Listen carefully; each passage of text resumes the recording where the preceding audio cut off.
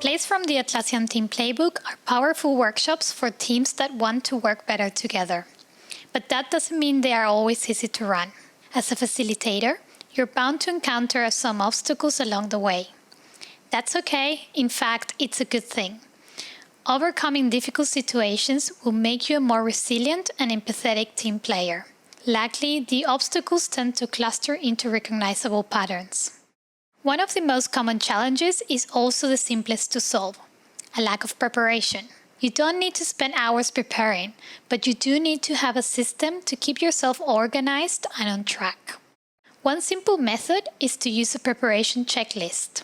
You can include any materials you need to bring into the session, as well as key points, time limits, and a script for transitions.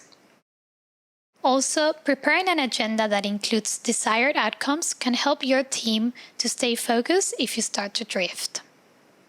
Another common problem involves guiding the spirited conversations that naturally arise during plays.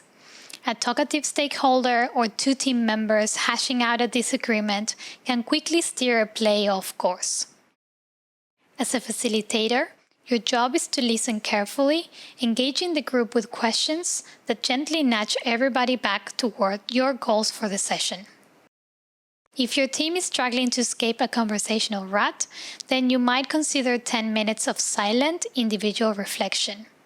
Use sticky notes or a digital version, like Trello cards, to gather and organize ideas. These can reset the group and help you get the play back on track. Another common problem is timekeeping. Timekeeping is critical to success, but many first-time facilitators simply lose track of time as they get swept up in the excitement of the play. One simple solution is to ask for a volunteer to keep time. If no one volunteers, then post the agenda on the whiteboard or in your group chat, somewhere you can't possibly miss it. All of our plays can be done in person or remotely.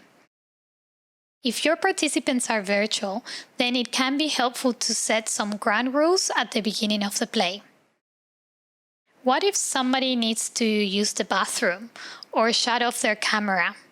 Think through a few likely scenarios and give the team simple, easy-to-follow rules.